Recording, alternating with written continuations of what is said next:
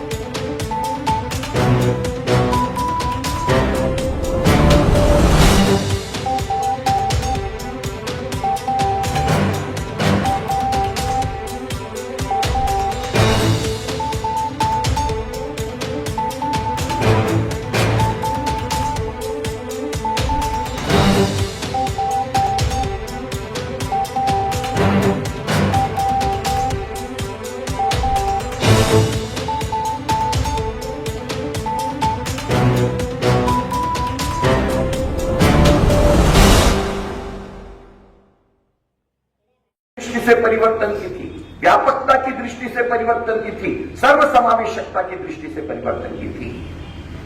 अगर ऐसा न हुआ होता तो आप सोचिए, जिस देश को, जिस उदार संस्कृति को हम विद्यादायिनी संस्कृति कहते हैं, उस समाज के अंतर्गत शिक्षा के एकाधिकार के औचित्य का प्रतिपादन क्या इस समाज के अंतर्गत नहीं हुआ?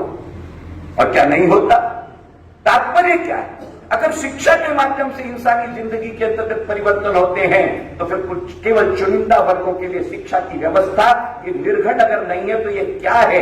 ये उत्तरदायित्व के नए सिरे से ढूंढने की आवश्यकता है। और तब जाकर के भारतीय संविधान कहता है, जिस पर फुले की छाप है, जिस पर सावित्री की छाप है, जो आंबेडकर की देन है, वो कहता है education for all, not just education for all, scientific temper for all, and not just scientific temper for all, scientific temperament for all। बातें अभी भी अधूरी हैं, कसौटियां अभी भी अधूरी हैं। हम न पालें, एक नए युग की शुरुआत हो गई है और उसके अंतर्गत भव्यता, दिव्यता और उदात्तता, इस त्रिवेणी के अंतर्गत हम और आप पावन स्नान कर रहे हैं।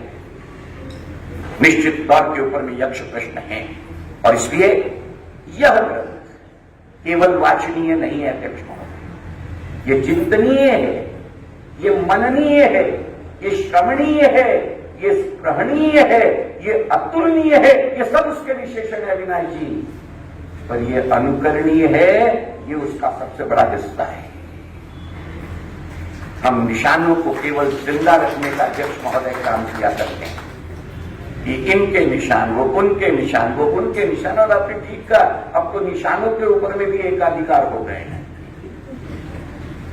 शायद बहुत सुंदर शब्दों के अंतर्गत कहता अध्यक्ष महोदय कि निशान वो मिटे नहीं, निशानों को तो मिट जाना चाहिए, निशान वो मिटे नहीं कि हम कभी चले नहीं। हम चल गए होते तो निशान मिट गए होते, हमारे कदमों के निशान पड़ गए होते। आज भी वो निशान इस बात की बरकरारी का एहतराम और एहसास करते हैं कि हम भी अभी भी केवल उनकी आराधना करने में व्यस्त हैं। उन पर कदम रख करके चलने की मनीषा और इच्छा आज भी कदाचित है, लेकिन हिम्मत और हिमाकत के नाम पर कहीं न कहीं कमजोर पड़ती है, क्योंकि केवल वैज्ञानिक दृष्टि मिल गई। वैज्ञानिक दृष्टिकोण से हम और आप अभी भी इस फासले को तय करना होगा, इस फासले का तय होना अनिवार्य है।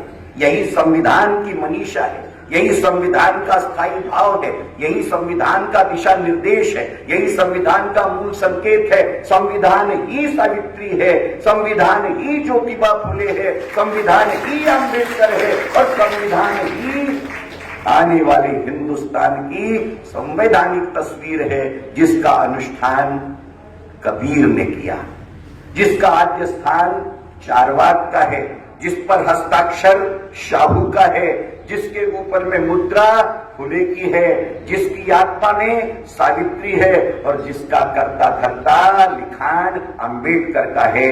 वही साइंटिफिक टेम्पर है, वही साइंटिफिक टेम्परामेंट है, वही सब कुछ है। अगर वह सब कुछ होगा तो सावित्री इस गौरव ग्रंथ के माध्यम से केवल गौरवान्वित नहीं होगी, वो हिंदुस्तान की बदली हुई तस्वीर का प्रमेय होगी।